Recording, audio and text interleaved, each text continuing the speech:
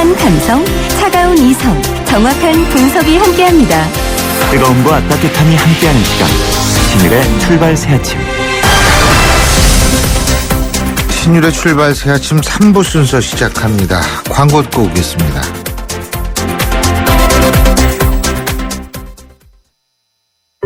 기대해도 좋아요. 더 멋있고, 더 부드럽고, 더 완벽해질 나를.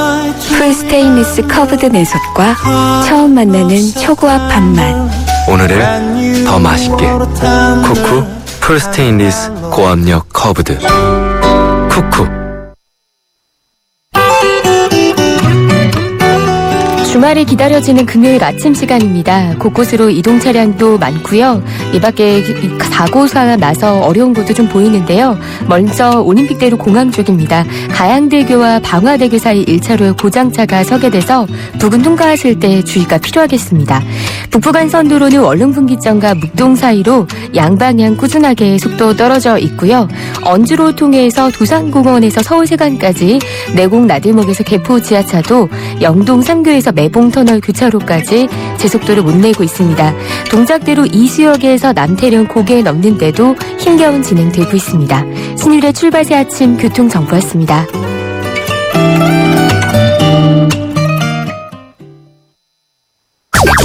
경제 컬럼니스트 정철진의 경제시선.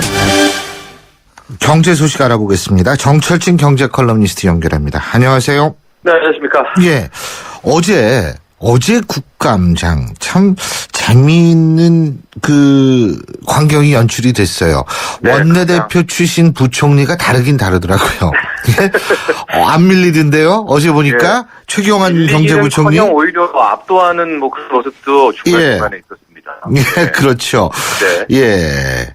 최경환 경제부총리 기획재정부 장관. 어제 기획재정부 국감 감사가 있었는데 이 초이노믹스에 대해서 이제 야당 의원들의 질타, 또 일부 여당 의원들의 질타까지 이제 가세하면서 이제 최경환 부총리와 이제 감사가 있었습니다. 국감이. 근데 언성도 높였고요. 중간중간에 최경환 부총리 이제 썩소라고 하죠. 쓴 웃음을 예. 이렇게 지으면서 왜 웃냐? 이런 또 전통적인 국감 풍경도 나오고 하여간 그랬습니다. 일단 이제 쟁점이 됐던 몇 가지 좀 보면은요. 박영선 의원 같은 경우에는 이제 실패한 정책이다 그러면서 주가를 예로 들었습니다. 취임 당시에 코스피가 2010이었는데 어제는 1920도 이제 깨졌잖아요. 이러면서 이게 뭐 한 거냐. 그동안 그렇게 규제 풀고 돈 쏟아붓겠다고 약속했는데 이제 주가가 곤두박질 쳤다. 이렇게 하자 최경환 부총리가 주식이 전부가 아니다. 주가가 전부가 아니다라고 하고 이제 최근에 이 주가 하락 자금 이탈은 정책 실패가 아니라 삼성전자 등 주요 기업의 실적 부진, 달러 강세 이런 대외적인 요인이 컸다. 경제정책 실패라니 이거 너무 과도하다. 이런 얘기도 했고요. 박영선 의원 같은 경우에는 이제 거짓말 공세도 했습니다. 재정 지출 하면 경기 부양이 있다고 하는데 지금 어떻게 된 거냐 또 이런 거. 또 외국인 투자 촉진법 얘기하면서 이거 풀면은 일자리 3만 개 창출된다고 하는데 지금 채용된 게 이제 99명밖에 없지 않냐. 거짓말이다 이렇게 했더니 최경환 부총리가 경제 예측이 실패하면 그게 거짓말이냐 하면서 이제 많이 아마 뉴스클립에서 여러분도 보셨을 겁니다. 네. 갑자기 이제 발끈하죠. 그러자 또 야당 의원들이 왜 화를 내냐 이러면서 치고받고 그런 일이 있었고요. 예. 그러니까 또 안홍철 이 한국투자공사 KIC 사장 거치는데에서도 또 꽤 시간을 끌었습니다. 이게 뭐냐면 안홍철 사장 같은 경우에 지난 2012년 대선 당시에 노무현 전 대통령 이제 문재인 당시 야당 대선 후보의 일종의 비난 단어를 SNS에서 이렇게 쏟아내면서 이 작용 논란이 있었었거든요. 그러니까 야당은 이 안홍철 사장 거치 왜 아직도 결정 안 되냐, 이거 그만두게 잘라야 돼, 속대말로 잘라야 되지 않느냐, 이런 걸 놓고도 이제 했었고요. 제가 여기서 좀 놀랐던 게 이 안홍철 사장 같은 경우에 연봉이 3억 6천만 원이다. 라고 하더라고요. 이제 이렇게 야당 의원이 또 압박을 했습니다. 하여간 글쎄요, 이제 초이노믹스 최경환 부총리에 대한 이제 정책에 대한 이제 국정감사였긴 했었는데, 이게 참, 그렇습니다. 제가 보기에도 이게 돼야 됩니다. 그렇죠. 맞아요.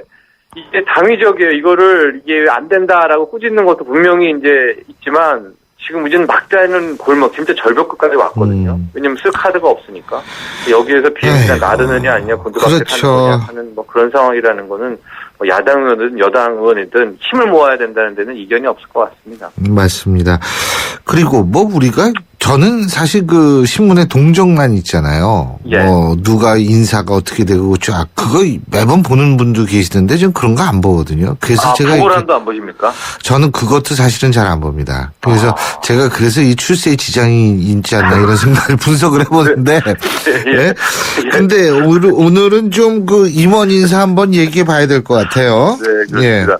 참고로 부고란 한번 좀 보시면 알겠습니다. 그거 좀 도움이 될 것 같은데 제가 그걸 못해가지고 어제 현대중공업 우리나라 대그룹 대학 그렇습니다. 유명한 조선업계 세계적인 그룹이죠. 예. 임원 인사가 있었는데 실은 그 전날에 이 충격적인 이제 뉴스가 있었습니다. 이게 뭐냐면은 현대중공업 그룹에서 현대중공업, 현대미포조선, 현대사무중공업 이제 3개 대기업에 대해서 그룹 기업에 대해서 임원 전체한테 이제 사직서를 받은 겁니다. 예. 이게 무슨 뜻이었냐면은 이제 사직서를 다 받아놓고 회사의 결정에 맡기겠소. 그러니까 내 운명을 맡기겠소 이런 겁니다. 그러니까 예. 회사가 일방적으로 이 임원을 자를 수는 없으니까. 그렇죠. 그래서 얘기 나왔던 게 한 10% 이 중에 20% 정도 감축하겠지, 자르겠지라고 했는데 이제 어제 드디어 실제적인 임원 인사가 나왔는데 예. 전체 3사의 임원 262명 가운데 31% 81명을요. 이 여든한 81명을 자르는 겁니다. 이게 뭐 전부 조치가 아니라 감축.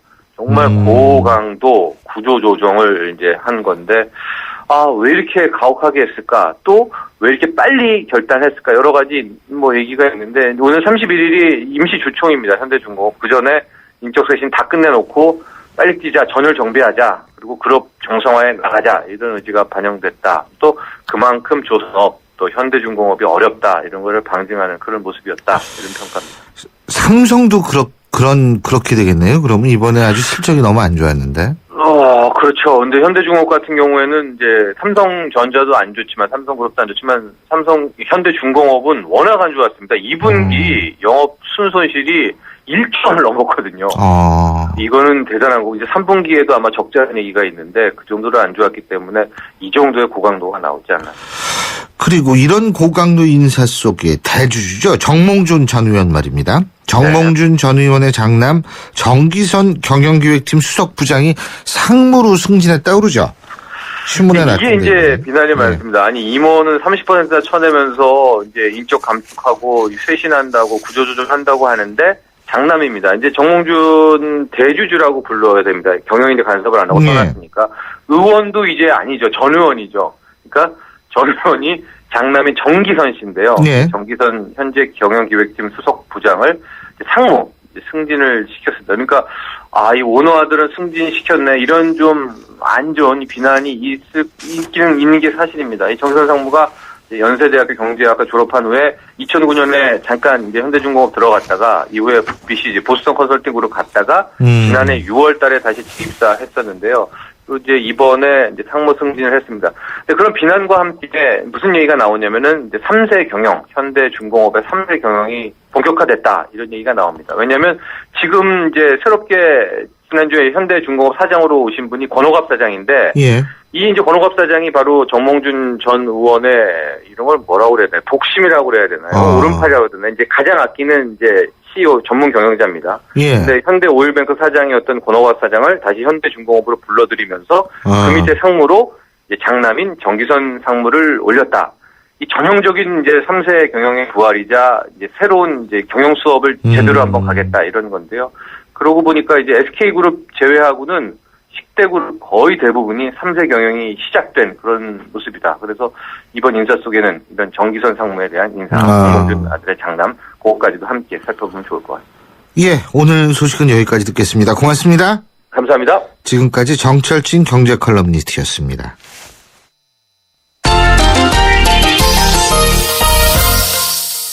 스포츠 뉴스 알아보죠. 경향신문 김세훈 기자 전화 연결돼 있습니다. 김세훈 기자.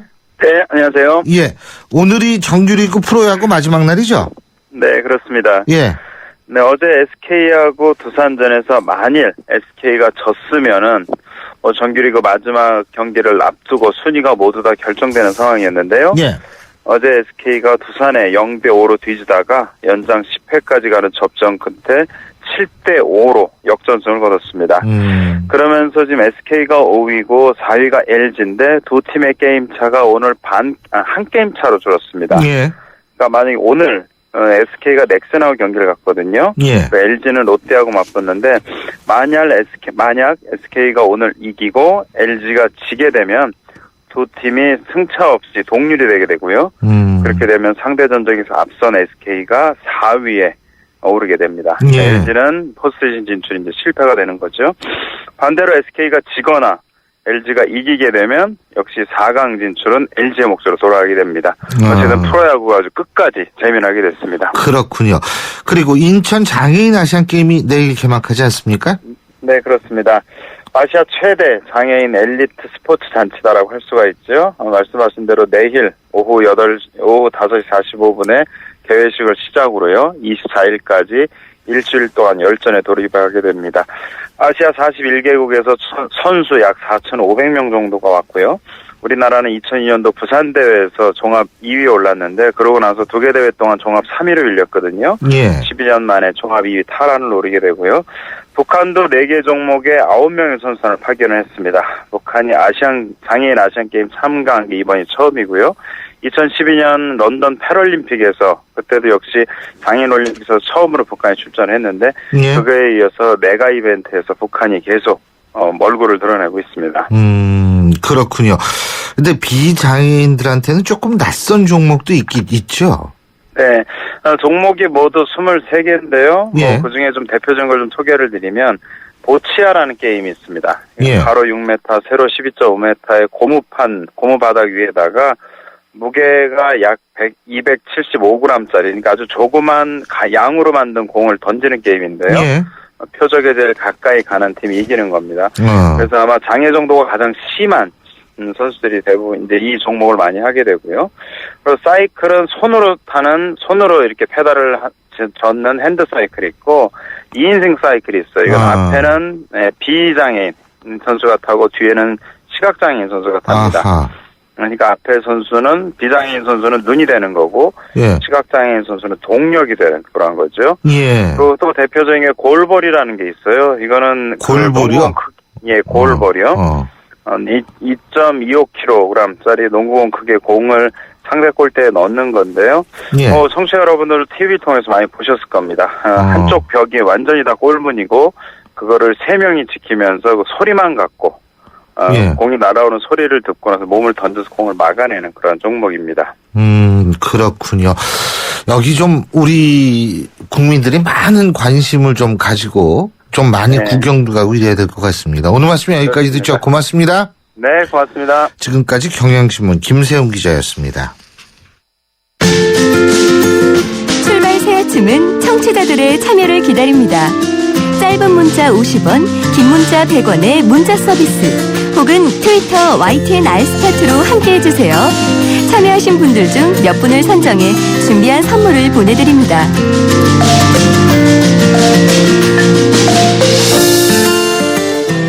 어제가 꼭 6개월이 되는 날이었습니다. 어떤 6개월이었냐 하면 우리한테 너무나 큰 고통과 아픔을 안겨주었던 세월호 참사가 발생한 지 꼭 6개월째 되는 날이 바로 어제였었는데요. 세월호 여파, 우리 사회 곳곳에 여전히 아픈 상처로 남아 있습니다.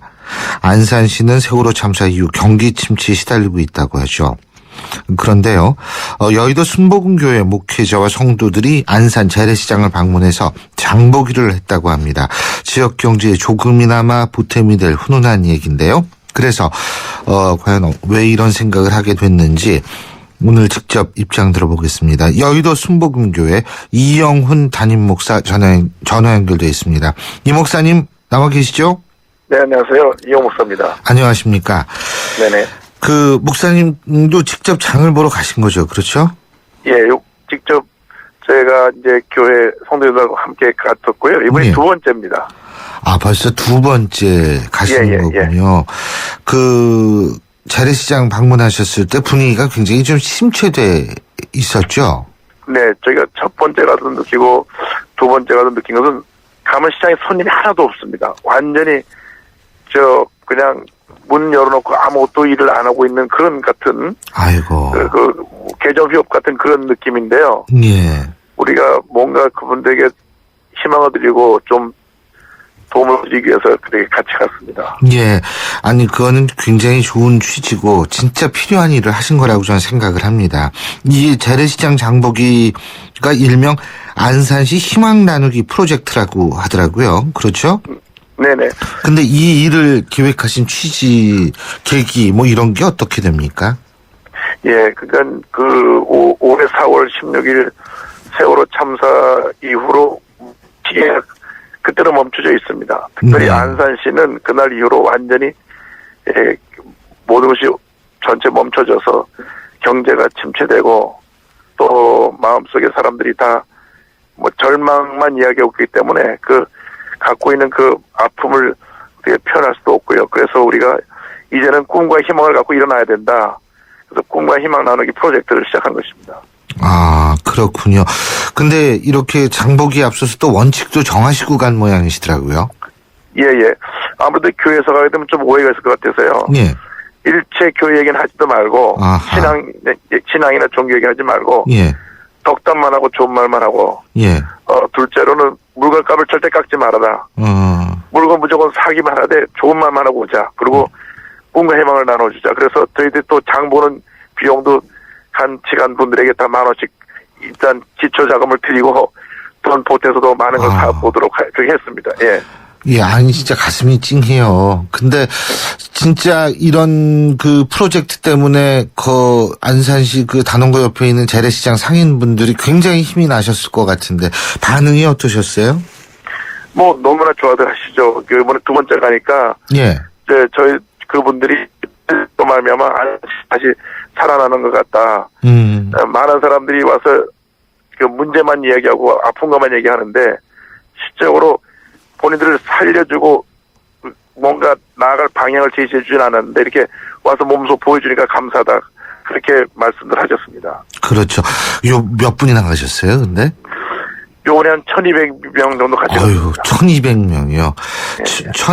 1,200분이 가셨으면은 엄청나게 또 매상이 올랐겠네요. 예? 시장 전체가 굉장히 뭐 옛날 5일 장사하는 식같이 그냥 시끌벅적했습니다. 예. 그렇군요. 근데 이 단골 손님 중에는 그 재래시장의 단골 손님이요. 단원고 희생자 학생 부모님들도 있으실 거고 혹시 상인분들 중에서도 단원고 유가족, 단원고 학생 유가족이 있었을 수도 있을 것 같은데 말이에요. 그죠? 말씀 나눠보니까 이제 약간 단원고 가족들하고 연결된 분들이 거기 좀 있으셨더라고요. 예.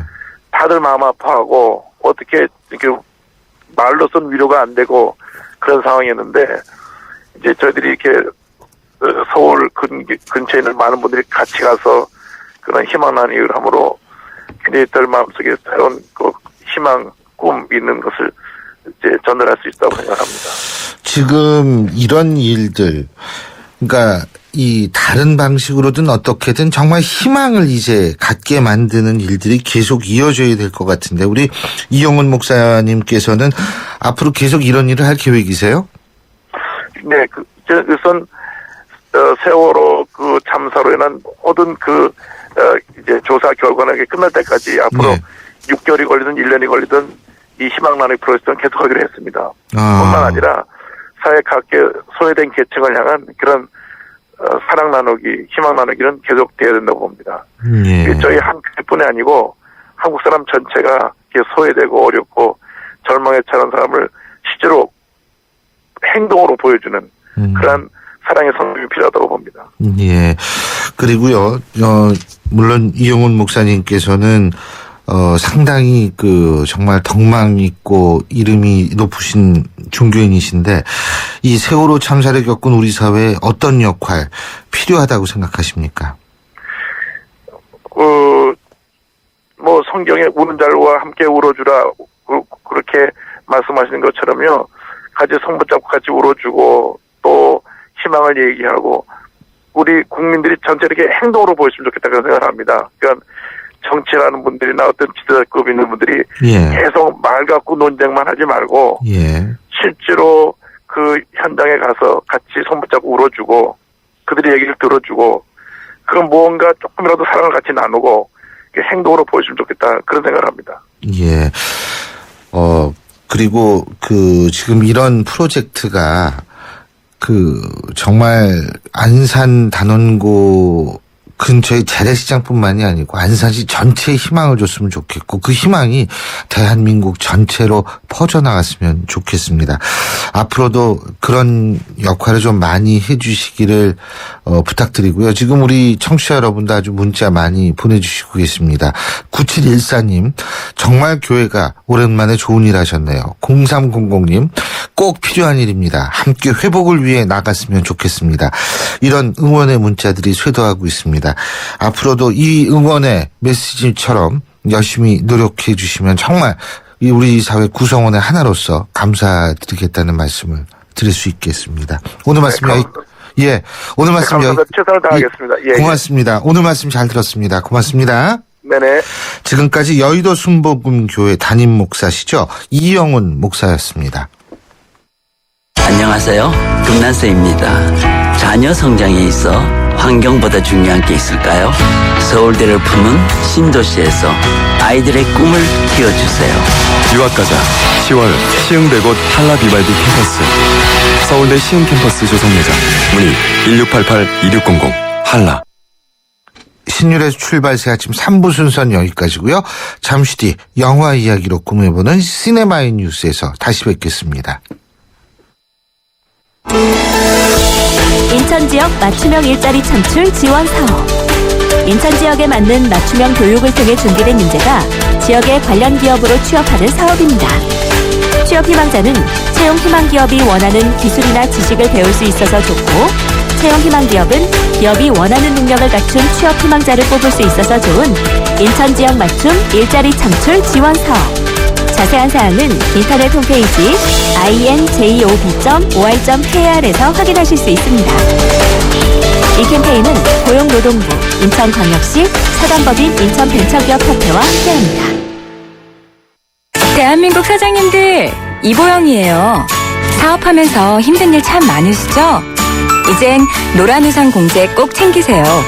갑작스레 소나기가 와도 우산 하나 챙겨놓으면 걱정 없잖아요.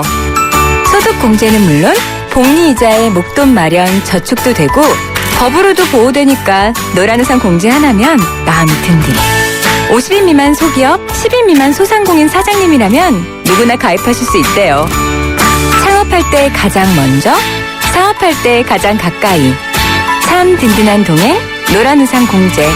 이 캠페인은 중소기업 중앙회와 함께합니다.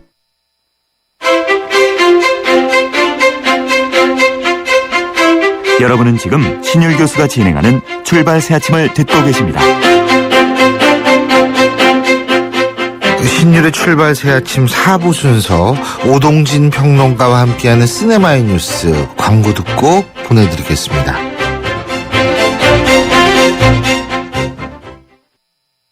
양치를 할 때 문지 반짝반짝 톡톡톡 마사지해요. 이 치는 아픈 잇몸에 직접 작용합니다. 잇몸 치료와 양치를 한 번에 닦으면서 치료하는 잇몸약 이치 부채표 동화약품. 숨기는 손 큰 사람. 토핑을 2배로 주니까 베이컨, 스테이크, 소세지, 오징어, 새우가 듬뿍. 빵 끝엔 크랜베리 크림치즈와 애플 시나몬이 꽉. 토핑이 2배. 토핑 킹. 와, 맛도 2배네. 1588-5588 피자헛. 지금 주문하면 미디엄 가격에 라지를.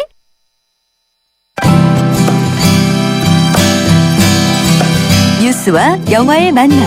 시네마인 뉴스. 예, 제가 항상 하는 얘기입니다만 이 음악만 들으면 정말 주말 기분이 팍팍 납니다. 자, 주말 영화 얘기할 텐데요. 오늘도 영화 평론가의 정말 대부시죠. 오동진 평론가 나와 계십니다. 어서 오십시오. 네, 안녕하십니까. 네, 예. 오동진입니다. 네. 요새 말이에요. 네. 이 국감에서도 굉장히 시끄러운 게 뭐냐면 다음 카카오 그리고 네이버 포털 사이트 네. 실시간 모니터링이냐 검열이냐 뭐 네. 감청이냐 뭐냐 이거 가지고 아주 시끄러운데 말이에요. 네. 이런 논란은 영화의 소재로도 많이 등장하죠. 그러니까 이제 그 도청 감청을 참 많이들 하는 거죠. 뭐 지금뿐만이 아니라 뭐 예전에도 예전부터 하고 했죠. 그리고 저 미국이나 영국 같은 데는 뭐 전 세계에 뭐 뭐를 도청했다 뭐 그래가지고. 그래서 이제 뭐 수십 년 전부터 이런 문제를 다룬 도청이나 감청 문제를 다룬 영화들이 굉장히 많았고요. 주된 소재뿐만 아니라 뭐 영화 속에서 부분적인 소재로도 많이 차용됐던 그런 작품들이 굉장히 많습니다. 뭐 워낙 인간한테는 그 피핑탐의 욕망이 있잖아요. 엿보기 심리요. 엿보고 엿듣고 뭐 이런 것들에 대한 그런 욕망이 있는데 사실은 그 욕망이 좀 긍정적인 에너지로 쓰이면 좋죠. 근데 그 관계를 만들어 이게 좀 힘들죠. 원래 이제 뭐 레이디 고디바 그 이야기에서 나온 것이 피핑탐인데 뭐 이 엿보기 엿듣기가 너무 정치적으로 또 사회적으로 악용되는 그런 것이 계속 반복되는 것 같아요. 요즘 보면. 그래서 굉장히 우리 사회의 건강성이 그 건강 지수가 그렇게 높지 않다. 이것을 반증하는 그런 사례가 아닌가 싶습니다. 네. 그렇죠. 가장 대표적인 영화가 어떤 게 있어요? 이게 정치적인 영화가 아닌 척 하는데요. 사실은 1974년에 대부 시리즈로 저한테 뭐 대부 이렇게 말씀하셨습니다만 그렇죠. 대부 시리즈로 워낙 유명한 프란시스 포드 코폴라 감독이 만든 영화가 컨버세이션이라는 영화입니다. 이게 이제 직접적으로 도청을 다루고 있는 작품이죠. 진 해크만이 이제 과거에 에이전트였고요. 첩보 요원이었고요. 도청 기술자죠. 뭐 CIA든 여러 가지 어떤 그 정보 요원들 가운데는 자기 주특기가 있잖아요. 뭐 우리한테는 고문 기술자도 있었던 것 같습니다만 여기서는 이 진 해크만이 도청 기술자죠. 아주 뛰어난 도청 기술자인데 은퇴했어요. 그래서 사회활동을 하는데 자기가 갖고 있는 주특기가 워낙 강하다 보니까 이쪽 저쪽 기업이나 개인적으로 의뢰하는 그런 사건들이 있는 거죠. 특정 사건에 도청 자기 기술 사용하다가 크나큰 음모, 기업 음모, 기업가의 여러 가지 비리와 또 기업 내부의 여러 가지 그 음모를 다룬 그런 사실을 알게 되면서 여러 가지 큰 사건을 겪게 된다는 이야기입니다. 그런데 이제 이게 정치적인 사건이 아닌 척 합니다만 1974년에 만들어졌다는 것을 좀 방점을 찍어야 될 것 같고요. 워터게이트. 그렇죠. 요 주변에 이제 워터게이트가 있었고 워터게이트 빌딩 내에 이제 미국의 정보요원들이 민주당 그 선거본부 대책위원회가 그 워터게이트 빌딩 안에 있지 않았습니까? 도청 장치를 설치하러 들어갔다가 좀도둑으로 몰렸고 그것이 이제 결국은 워터게이트 사건으로 비화됐고 닉슨의 사임까지 몰고 갔기 때문에 이런 문제 전반을 가지고 프란시스 포드 코폴라가 도청 문제라고 하는 것이 결국은 정치적인 문제뿐만이 아니라 인간의 근원적인 어떤 그런 심성 이런 것까지 뿌리째 흔들 수 있다. 이런 것을 지적하는 영화였습니다. 그렇군요. 직접적으로 이 뭐 정치적 도감청을 다룬 영화도 있죠. 이 워터게이트 사건 다룬 영화가 제가 지난주가 말씀드렸던 대통령의 사람들 같은 작품이 워터게이트 사건 직접 다룬 작품이었었죠. 그래서 사실은 1970년대에 이 사건이야말로 그 미국의 사회를 근본부터 흔들었고 역설적으로는 미국 사회를 이탈하고 있는 미국 사회를 사실은 다시 한번 그 궤도 안으로 집어넣게 되는 그것이 어떻게 보면 역설적으로 미국 사회의 저력이라고 생각하는데요. 다시 한번 정상을 되찾게 하는 그런 역할을 했었고 그 기간이 오래 걸렸었죠, 사실은. 그래서 지금 우리나라에서도 도청 감청 문제 이런 것들이 굉장히 그 논쟁이 되고 있습니다만 이 문제를 어떻게 정리하느냐에 따라서 5년 후, 10년 후에 한국 사회 아까 말씀드린 건강 지표가 달라질 것이다. 이렇게 보고 있습니다. 에너미 오브 스테이트 이것도 사실 아주 광범위한 전 세계적인 도감청을 얘기 그렇죠. 다른 영화죠. 이거는 이제 에너미 오브 스테이트가 화제가 됐었던 것은 1990년대 말에 이제 이 영화 발표됐었는데요. 이때 이제 처음으로 대중들이 그런 체감을 했어요. 도망갈 데가 없구나. 그러니까 지금도 많은 분들이 그렇게 생각하지 않습니까? 물론 이제 자기 자신이 범죄 행위에 그 연루되지 않거나 거기에 노출되지 않으면 전혀 상관이 없습니다만 CCTV, 인공위성 뭐 등등등등 해서 인간의 모든 행동이 사실은 감시되고 통제되고 있다는 것을 1998년에 이 영화가 나옴으로 해서 사람들이 인지는 하고 있었습니다만 저 정도까지야 라고 생각을 했었던 그런 영화가 이 에너미 오브 스테이트였고요. 이 영화의 특징은 아까 말씀드렸던 프란시스 포드 코폴라 영화 컨버세이션에서 도청 기술자로 나왔던 진 해크만이 여기서 그 주인공인 윌 스미스를 돕는 또 다른 도청 기술자로 나오는 거죠. 그래서 에너미 오브 스테이트는 그 컨버세이션이라는 영화에 대한 일종의 오마주를 그 존경이라고 하나요? 그 오마주를 좀 바치고 있는 그런 작품이기도 합니다. 그래서 어쨌든 저도 이 영화를 봤을 때 살짝 치를 떨었었어요. 야, 이거는 좀 이렇게 가는 것이 이게 인간 사회가 이렇게 가는 것이 맞는가. 너무 오픈되는 것은 그게 100% 오픈되는 것이 그게 바람직한 것인가 이런 생각을 좀 했었죠. 우리나라의 감시자들인가? 그런 영화 있었잖아요. 그렇죠. 감시자들도 이 비슷한 거 아니에요? 100% 가깝게 통제할 수 있다는 거죠. 그리고 그러니까 모든 것을 사막의 CCTV에서 쫙 CCTV 뭐 등등 여러 가지 위성 시스템 등등으로 해서 추적이 가능하다는 얘기고요. 어쨌든 그래도 감시자들은 특정 그 범죄 집단을 쫓는데 그 통제 기구가 사용된다는 것을 주된 소재로 한 것이었고요. 앞서 말씀드린 것은 그것을 넘어서서 정치적 음모나 정치적 자기의 특정 이익을 위해서 활용한다는 것이니까 이게 사실은 경계에 있는 문제 아니겠습니까? 올바른 목적으로 그 감시 통제 기구를 만든다 하더라도 그것을 어떤 주체가 사용하느냐, 어떤 목적으로 사용하느냐에 따라서 경계를 왔다 갔다 하는 문제니까 이 부분에 대해서는 가치 판단을 하기가 쉽지 않은 그런 부분이죠. 마치 그 얼마 전 제보자 영화에서 나온 대사 선배는 진실을 원해 국익을 원해. 그랬을 때 그게 사실 쉬운 답안을 마련할 것 같습니다만 쉽지가 않죠. 그렇죠. 같은 문제가 아닌가 싶습니다. 지금 방금 들어온 속보를 말씀드리겠습니다. 김무성 새누리당 대표가 민감한 개헌 발언은 불찰이었다. 대통령께 죄송하다라는 이 얘기를 했다라는 게 지금 속보로 전해지고 있습니다. 의도된 글쎄 그건 모르죠. 뭐 의도된 실수 같은 느낌. 모르죠. 뭐 정치 구단 아니신가요, 저분이? 네. 연수로 따지면 구단은 안 되죠. 우리나라 구단은 죄송합니다. 상김 정도. 그렇죠. 네. 영화 평론하는 제가 감히 별 말씀을 하세요. 네. 별 말씀을. 불찰이었습니다. 근데요. 아주 진짜 센스가 대단하시네.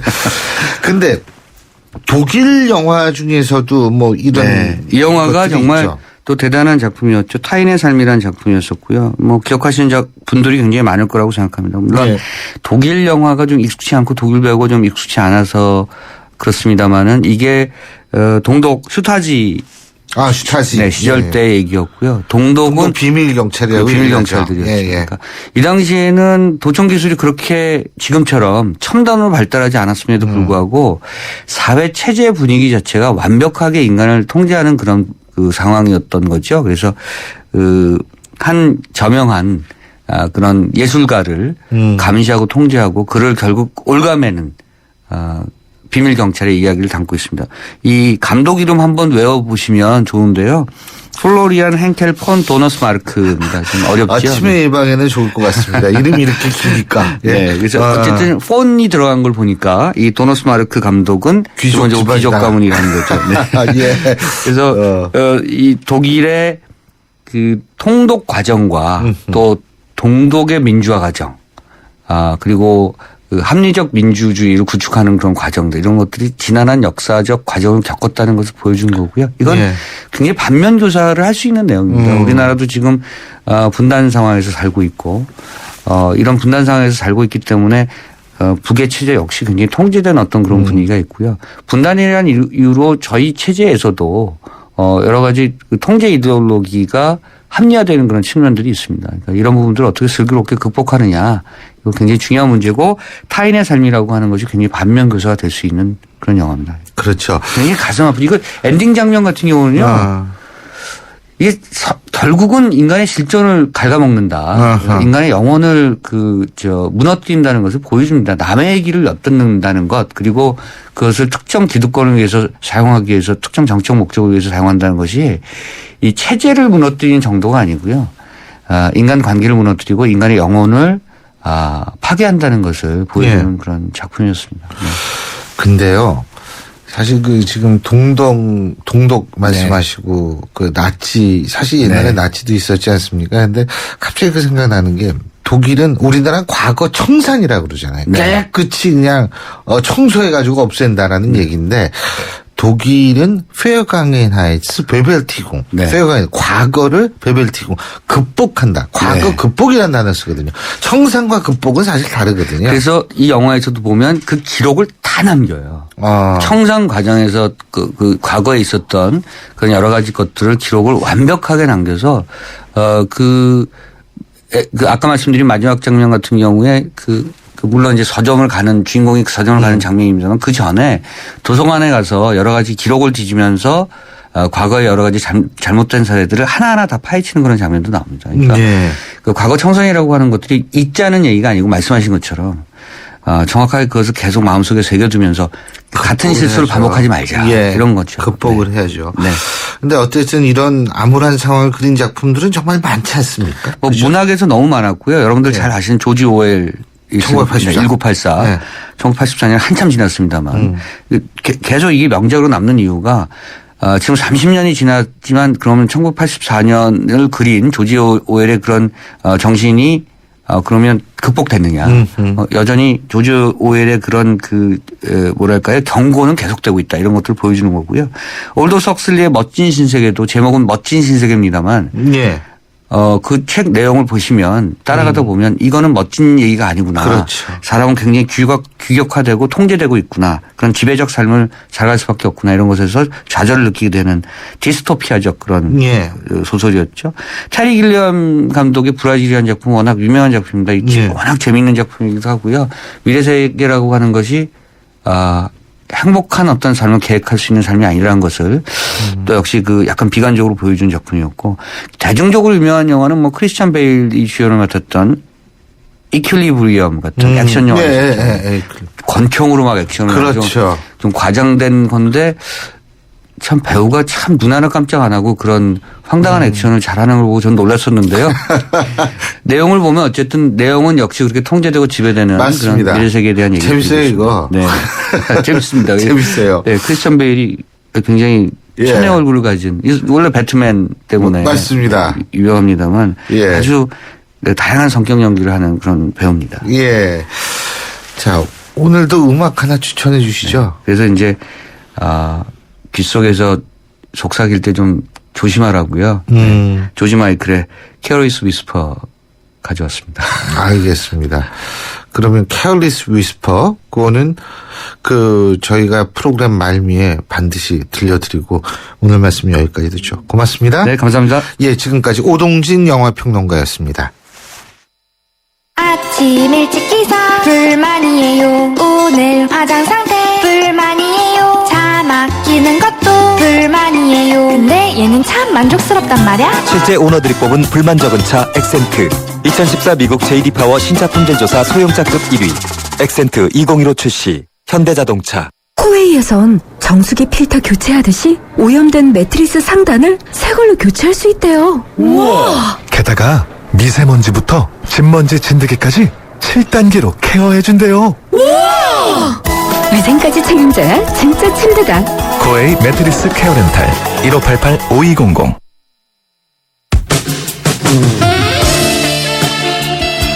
예, 주말입니다. 주말의 마지막 이 속보를 다시 한번 전해드리겠습니다. 김무성 새누리당 대표가 개헌론 언급한 것 대통령께 죄송하다고 얘기를 했습니다. 주말이죠. 여러분 주말에 어떤 계획 갖고 계신지 모르겠습니다만 우리나라 가을이 길지 않습니다. 가을을 만끽할 수 있는 그런 몇 안 되는 주말이 이번 주말인데요. 그런 주말 되시기 바라겠습니다. 지금 흐르는 노래 조지 마이클의 Careless Whisper죠. 이 노래 함께 들으면서 오늘 순서는 여기서 줄이겠습니다. 전 월요일 7시 10분에 다시 찾아뵙겠습니다. 고맙습니다. Calls to mind the silver screen and all its sad goodbye. I'm never gonna dance again. Guilty feet have got no rhythm. Though it's easy to pretend, I know you're not a fool. You should have known better to cheat a friend, waste the chance that I'd been given. So I'm never gonna dance again the way I danced with you.